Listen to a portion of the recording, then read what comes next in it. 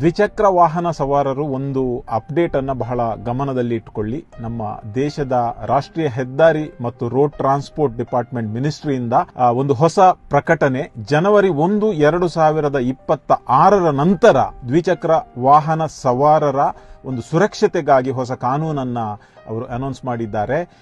ನೀವು ಒಂದು ವೇಳೆ ಜನವರಿ 1 ನಂತರ ಯಾವುದೇ ಟೂ ವೀಲರ್ ಹೊಸತನ್ನ ಖರೀದಿಸುವಾಗ ಡೀಲರ್ಗಳು 2 ಹೆಲ್ಮೆಟ್ಗಳನ್ನು ಕಂಪಲ್ಸರಿ ಸೇಲ್ ಮಾಡಬೇಕು. ಅದು ಕೂಡ BIS ಸ್ಟ್ಯಾಂಡರ್ಡ್ ಇರುವಂತಹ, ಅಂದ್ರೆ ನ್ಯಾಷನಲ್ ಸೇಫ್ಟಿಯಿಂದ ಪಾಸ್ ಆದಂತಹ BIS ಸ್ಟ್ಯಾಂಡರ್ಡ್ ಇರುವ 2 ಹೆಲ್ಮೆಟ್ಗಳು.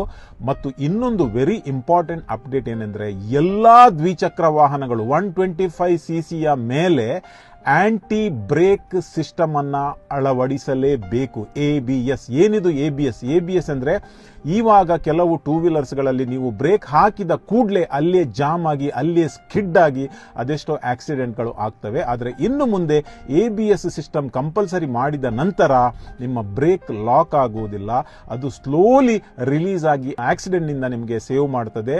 ನೆಲ ಒದ್ದೆ ಇರಲಿ ಅಥವಾ ಡ್ರೈ ಇರಲಿ, ಏನು ಅದರಲ್ಲಿ ಡಿಫರೆನ್ಸ್ ಆಗುವುದಿಲ್ಲ. ಯಾಕಂದ್ರೆ ನಮ್ಮ ದೇಶದಲ್ಲಿ 40% ಆಕ್ಸಿಡೆಂಟಲ್ ಡೆತ್ ಟೂ ವೀಲರ್ ನಲ್ಲಿ ಆಗುವುದು ವಿದೌಟ್ ಹೆಲ್ಮೆಟ್ ಮತ್ತು ಈ ಬ್ರೇಕ್ ಸಿಸ್ಟಮ್ ನಿಂದ ಅಂತ ಒಂದು ಸರ್ವೆ ನಮಗೆ ಹೇಳ್ತಾ ಇದೆ.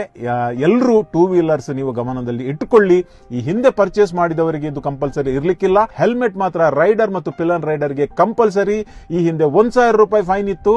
ಜನವರಿ 1, 2026 2,000 ರೂಪಾಯಿ ಫೈನ್. ಈ ಅಂಶಗಳನ್ನ ಗಮನದಲ್ಲಿ ಇಟ್ಟುಕೊಂಡು ಬೇರೆಯವರಿಗೆ ಕೂಡ ಹೇಳಿ ನಮ್ಮ ದೇಶ ಟೂ ವೀಲರ್ಸ್ ಬಿಡ್ಲಿಕ್ಕೆ ಸೇಫ್ ಆಗಿರ್ಲಿ ಅಂತ ನಮ್ಮ ಆಶಾಭಾವನೆ. ಇನ್ನೊಂದು ಅಂಶ, ಬಹುಶಃ ರೂಮರ್ಸ್ ನಡೀತಾ ಇದೆ ಟೂ ವೀಲರ್ಸ್ ಗಳಿಗೆ ಕೂಡ ಟೋಲ್ ಅನ್ನ ಇಂಪೋಸ್ ಮಾಡ್ತಾರಂತ. ಅದು ಸುಳ್ಳು, ಲುಂಗಿ ನ್ಯೂಸ್. ಹಾಗಿದ್ದು ಏನಿಲ್ಲ. ಟೂ ವೀಲರ್ಸ್ ಗಳಿಗೆ ಟೋಲು ಲಗತ್ತು ಆಗುವುದಿಲ್ಲ ಅಂತ ಅಥಾರಿಟೀಸ್ ಡಿಕ್ಲೇರ್ ಮಾಡಿದ್ದಾರೆ.